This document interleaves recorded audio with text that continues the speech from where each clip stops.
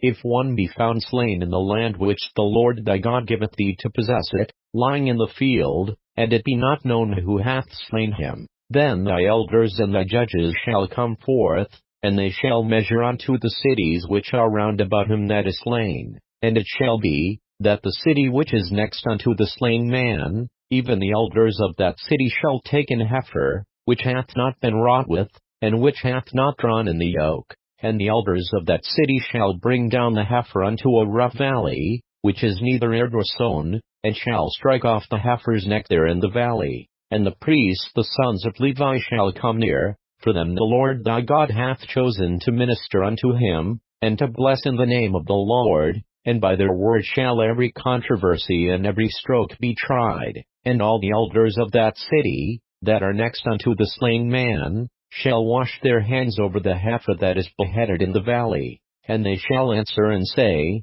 Our hands have not shed this blood, neither have our eyes seen it. Be merciful, O Lord, unto thy people Israel, whom thou hast redeemed, and lay not innocent blood unto thy people of Israel's charge, and the blood shall be forgiven them. So shalt thou put away the guilt of innocence blood from among you, when thou shalt do that which is right in the sight of the Lord, when thou goest forth to war against thine enemies, and the Lord thy God hath delivered them into thine hands, and thou hast taken them captive, and settest among the captives a beautiful woman, and hast a desire unto her, that thou wouldest have her to thy wife. Then thou shalt bring her home to thine house, and she shall shave her head, and pare her nails, and she shall put the raiment of her captivity from off her, and shall remain in thine house, and bewail her father and her mother a full month, and after that thou shalt go in unto her, and be her husband, and she shall be thy wife.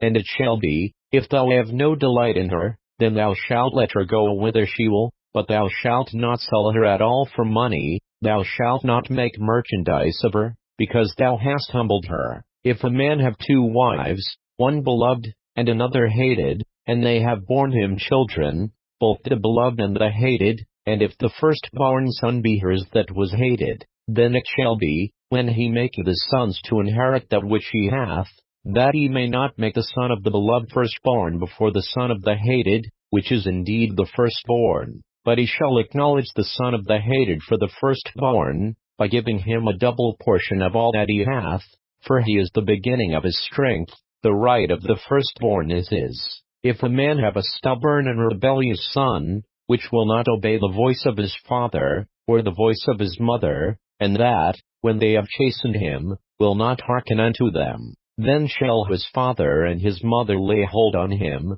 and bring him out unto the elders of his city, and unto the gate of his place. And they shall say unto the elders of his city, This our son is stubborn and rebellious, he will not obey our voice, he is a glutton, and a drunkard, and all the men of his city shall stone him with stones, that he die. So shalt thou put the evil away from among you, and all Israel shall hear, and fear. And if a man have committed a sin worthy of death, and he be to be put to death, and thou hang him on a tree, his body shall not remain all night upon the tree, but thou shalt in any wise bury him that day, for he that is hanged is accursed of God, that thy land be not defiled, which the Lord thy God giveth thee for an inheritance.